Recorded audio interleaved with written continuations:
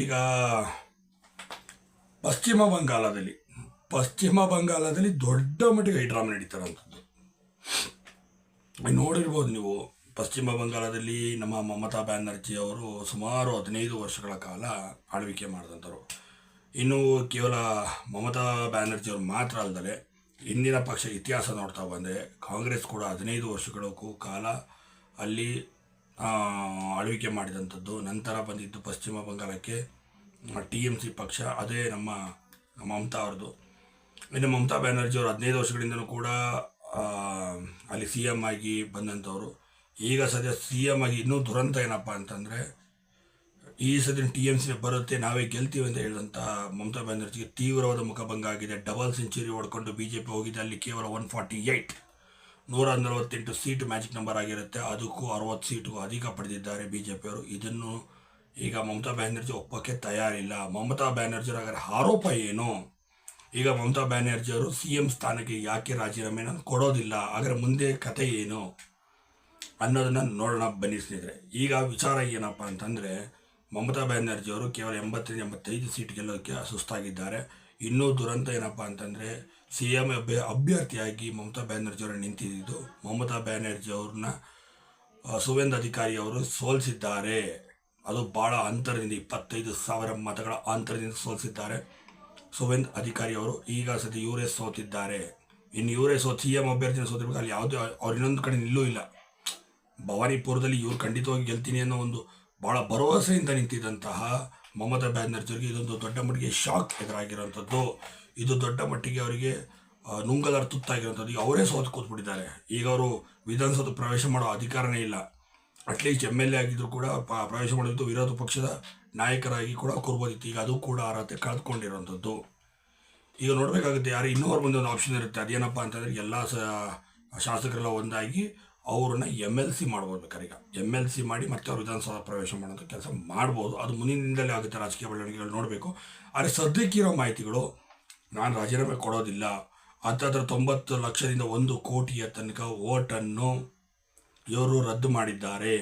ಅಂದರೆ ಅವರ voter I D ಕಾರ್ಡ್ಗಳನ್ನು ರದ್ದು ಮಾಡಿದ್ದಾರೆ. ಅದು ದೊಡ್ಡ ಮಟ್ಟಿಗೆ ನಮಗೆ ಸೋಲುಂಟಾಗಿರೋಂಥದ್ದು.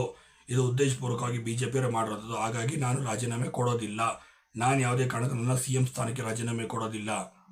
ಈಗ ಇದೇ 7ನೇ ತಾರೀಕಲ್ಲಿ ತಮಿಳುನಾಡಿನಲ್ಲಿ ವಿಜಯ್ ಅವರು CM ಆಗಿ ಪ್ರಮಾಣ ವಚನ ತೆಗೆದುಕೊಳ್ಳೋಕೆ ತಯಾರಿ ನಡೆಸ್ತಿದ್ರೆ, ಮತ್ತೊಂದು ಕಡೆ ಮಮತಾ ಬ್ಯಾನರ್ಜಿ ಅವರು ಪಶ್ಚಿಮ ಬಂಗಾಳ BJP ಅವರು ಇದೇ 7ನೇ ತಾರೀಕಲ್ಲಿ ಅವರು ಸಹ ಅಲ್ಲಿ ಪ್ರಮಾಣ ವಚನ ತೆಗೆದುಕೊಳ್ಳೋಕೆ ರೆಡಿ ಆಗ್ತೀರಿ. ಇವರು ರಾಜೀನಾಮೆನೇ ಕೊಡ್ತಾ ಇಲ್ಲ.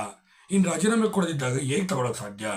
ಈಗ ಇವ್ರು ಹೇಳ್ತಾರದು ಇಷ್ಟೇ, 100 ಸೀಟಿಗೂ ಅಧಿಕ ಮೋಸ ನಡೆದಿದೆ, ಇಲ್ಲಿಗಳ ಗೆದ್ದಿದ್ದಾರೆ, ಯಾವುದೇ ಕಾರಣಕ್ಕೂ ಅರ್ಹತೆಯಿಂದ ಗೆದ್ದಿರುವಂಥದ್ದಲ್ಲ, 1 ಕೋಟಿ ಓಟನ್ನು ಚೋರಿ ಮಾಡಿದ್ದಾರೆ. ಹಾಗಾಗಿ ಇದನ್ನು ನಾನು ಒಪ್ಪೋದಿಲ್ಲ. 100 ಸೀಟು ನಾನು ಯಾವುದೇ ಕಾರಣಕ್ಕೂ ನಾನು ಒಪ್ಪೋಕ್ಕೆ ನಾನು ತಯಾರಿಲ್ಲ. ಖಂಡಿತವಾಗಿ ಇದು ವಿರುದ್ಧ ನಾನು ಹೋರಾಟವನ್ನು ಮಾಡ್ತೀನಿ. ನಾನು CM ಸ್ಥಾನಕ್ಕೂ ಕೂಡ ರಾಜೀನಾಮೆ ಕೊಡೋದಿಲ್ಲ. ಯಾವುದೇ ಕಾರಣಕ್ಕೂ ನಿಮ್ಮನ್ನು ಹೋಗಿ ನಾನು ಸೀಟಲ್ಲಿ ನಾನು ಕೂರೋದಕ್ಕೆ ಬಿಡೋದಿಲ್ಲ ಅಂತ ಹೇಳಿ ಈಗ ಪಶ್ಚಿಮ ಬಂಗಾಳದಲ್ಲಿ ಮಮತಾ ಬ್ಯಾನರ್ಜಿ ಅವರು ರೊಚ್ಚಿಗೆದ್ದಿದ್ದಾರೆ. ಹಾಗಾಗಿ BJP ಮುಂದೆ ಇರೋದು ಆಯ್ಕೆ ಏನು? ಈಗ ರಾಜ್ಯಪಾಲರ ಬಳಿ ಹೋಗ್ಬಿಟ್ಟು ಕೇಳ್ಬೋದು, ಇವರನ್ನ ವಜಾ ಮಾಡಿ ಅಂತ ಕೇಳ್ಬೋದು. ಅದು ರಾಜ್ಯಪಾಲರು ವಿವೇಚನೆ ಬಿಟ್ಟಂಥ ವಿಚಾರ. ಬಟ್ ರಾಜೀನಾಮೆ ಕೊಡಬೇಕು ಅಂದರೆ ಕೇಳೋಂಥದ್ದು. ವಜಾ ಮಾಡಿ ಅನ್ನೋದು ಯಾವ ರೀತಿ ಈಗ ನಿರ್ಧಾರ ತೆಗೆದುಕೊಳ್ಳುತ್ತೆ, ಸಂವಿಧಾನದಲ್ಲಿ ಯಾವ ರೀತಿ ಅದಕ್ಕೆ ಸಂಬಂಧಪಟ್ಟಂಥ ಯಾವ್ಯಾವ ಕಾನೂನು ಪ್ರಕಾರವಾಗಿ ಹೋಗ್ಬೋದು ಅನ್ನೋದನ್ನು ಈಗಾಗಲೇ BJP ಅವರು ರೆಡಿ ಮಾಡ್ಕೋತಿದ್ದಾರೆ. ಇನ್ನೊಂದು ಕಡೆ, ನಾನು ರಾಜೀನಾಮೆ ಕೊಡೋದಿಲ್ಲ, 100 ಸೀಟಕ್ಕೂ ಅಧಿಕ ನೀವು ಇಲ್ಲಿಗೆಲ್ಲ ಗೆದ್ದಿದ್ದೀರಾ, ವೋಟ್ ಚೋರಿ ಆಗಿದೆ, ಮತ್ತು 1 ಕೋಟಿ ವೋಟ್ಗಳನ್ನು ರದ್ದು ಮಾಡಿದ್ದೀರಾ ನೀವು ಅಂತ. ಈಗ ರದ್ದು ಮಾಡಿರೋದು ವಿಚಾರ ಬಂಗಾಳದಲ್ಲಿ ಇರೋರ ವ್ಯಕ್ತಿಗಳನ್ನ. ಮಮತಾ ಬ್ಯಾನರ್ಜಿ ಅವ್ರನ್ನ ಬಾಂಗ್ಲಾದೇಶದಿಂದ ಬಂದಂಥ ಅಕ್ರಮ ವಲಸಿಗರಿಗೆ ಆಶ್ರಯ ಕೊಟ್ಟು ಆಧಾರ್ ಕಾರ್ಡ್ ಮಾಡಿಕೊಟ್ಟು ವೋಟರ್ ID ಮಾಡಿಕೊಟ್ಟಿದ್ದಾರೆ. ಅವ್ರದ್ದೇ ಆಧಾರ್ ಕಾರ್ಡ್ ವೋಟರ್ IDಗಳನ್ನ ಮಾಡಿಕೊಟ್ಟು ಅದೇ ವೋಟ್ಗಳನ್ನೇ ಇಲ್ಲಿ ರದ್ದಾಗಿರುವಂಥದ್ದು ಅನ್ನೋದು ಈಗ ತನಿಖೆಯಿಂದ ಗೊತ್ತಾಗಬೇಕಾಗಿರುವಂಥ ವಿಚಾರ. ಅದೇ ಆಗಿದ್ದಲ್ಲಿ ಇದು ಖಂಡಿತವಾಗಿ ಸರಿಯಾಗಿರುತ್ತದೆ. ಯಾಕೆ ಅಂತಂದರೆ BJP ನಿರ್ಧಾರ ಖಂಡಿತವಾಗಿ ಸರಿ ಇರುತ್ತೆ. ಬಾಂಗ್ಲಾದೇಶದ ಅಕ್ರಮ ವಲಸಿಗರು ಬಂದಿದ್ದಲ್ಲದೆ ಪಶ್ಚಿಮ ಬಂಗಾಳದಲ್ಲಿ ಇದ್ದಂಥ ಹಿಂದೂಗಳ ಮೇಲೆ ಅವರು ಸಾಕಷ್ಟು ಅಕ್ರಮ ದೌರ್ಜನ್ಯಗಳನ್ನು ಮಾಡಿದ್ರು, ಸಾಕಷ್ಟು ತೊಂದರೆ ಮಾಡಿದ್ದಾರೆ, ನೋವು ಮಾಡಿದ್ದಾರೆ.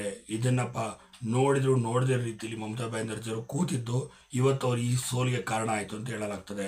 ಅದೇ 1 ಕೋಟಿ ಬಾಂಗ್ಲಾದೇಶ ಅಕ್ರಮ ವಲಸಿಗರದೇ ರದ್ದಾಗಿದ್ದೆ. ಇದರಲ್ಲಿ ಖಂಡಿತವಾಗಿ ಇದು BJP ನಿರ್ಧಾರ ಸರಿ ಇದೆ ಅನ್ನೋದನ್ನೇ ಅಲ್ಲಿ ಒಪ್ಕೊಳ್ಳುವಂಥದ್ದು. ಯಾಕೆಂದರೆ ನೀವು ಸರಿಯಾದಂಥ ಆಡಳಿತ ಕೊಟ್ಟಿದ್ರೆ ಮಮತಾ ಬ್ಯಾನರ್ಜಿಯವರು, ಬಿ ಜೆ ಪಿಯವ್ರಿಗೆ ಇಷ್ಟು ಮಟ್ಟಿಗೆ ದೊಡ್ಡ ಲೀಡ್ ಕೊಟ್ಟಿದ್ದಾರೆ ಅಂತಂದರೆ ನೀವು ಯಾವ ರೀತಿ ಆಡಳಿತ ಮಾಡಿದ್ದೀರಾ, ಇನ್ನೆಷ್ಟು ಮಟ್ಟಿಗೆ ಅಕ್ರಮ ಮಾಡಿದ್ದೀರಾ, ಇನ್ನೆಷ್ಟು ಮಟ್ಟಿಗೆ ಬಡವರ ಮೇಲೆ ಶೋಷಣೆ ದೌರ್ಜನ್ಯ ಮಾಡಿರ್ಬೋದು ಅನ್ನೋದನ್ನು ಇಲ್ಲಿ ಮೇಲ್ನೋಟಕ್ಕೆ ಸ್ಪಷ್ಟವಾಗಿ ಗೊತ್ತಾಗುವಂಥದ್ದು. ಹಿಂದೂಗಳ ಮೇಲೆ ಅಲ್ಲಿ ದೊಡ್ಡ ಮಟ್ಟಿಗೆ ದೌರ್ಜನ್ಯ ನಡೆದಿತ್ತು ಅಂತ ಹೇಳಲಾಗ್ತದೆ. ಬಾಂಗ್ಲಾದೇಶದಿಂದ ಬಂದಂಥವರು ಭಾಳ ದೊಡ್ಡ ಮಟ್ಟಿಗೆ ದೌರ್ಜನ್ಯ ಮಾಡಿ ಅಲ್ಲೇ ಮೂಲ ಇದ್ದಂಥ ಪಶ್ಚಿಮ ಬಂಗಾಳದ ಮೂಲ ಇದ್ದಂಥ ಅವರ ಆಸ್ತಿಗಳನ್ನೇ ಕಬಳಿಸುವಂಥ ಹಂತಕ್ಕೆ ಹೋಗಿ ಕಬಳಿಸಿದ್ದಾರೆ ಕೂಡ. ಕಬಳಿಸಿ ಅವರ ಹೆಸರುಗಳಿಗೂ ಕೂಡ ಮಾಡಿಕೊಂಡ್ರು. Aadhaar card, voter I D, bank passbook ಎಲ್ಲದನ್ನು ಕೂಡ ಕ್ರಿಯೇಟ್ ಮಾಡೋದಕ್ಕೆ ಇವರೇ ಮೂಲ ದಾಖಲೆ ಮಾಡಿದರು. ಪಶ್ಚಿಮ ಬಂಗಾಳ ಸಿ ಎಂ ಆಗಿದ್ದಂಥ ಮಮತಾ ಬ್ಯಾನರ್ಜಿ ಅವರೇ ಅಂತ ಹೇಳಲಾಗ್ತದೆ. ಇದೇ ಕಾರಣಕ್ಕೆ ಈ ಎಲ್ಲ ಅಕ್ರಮಗಳಿಂದಾಗಿ ಅಲ್ಲಿ ದೊಡ್ಡ ಮಟ್ಟಿಗೆ ಪೆಟ್ಟು ಬಿದ್ದಿರುವಂಥದ್ದು.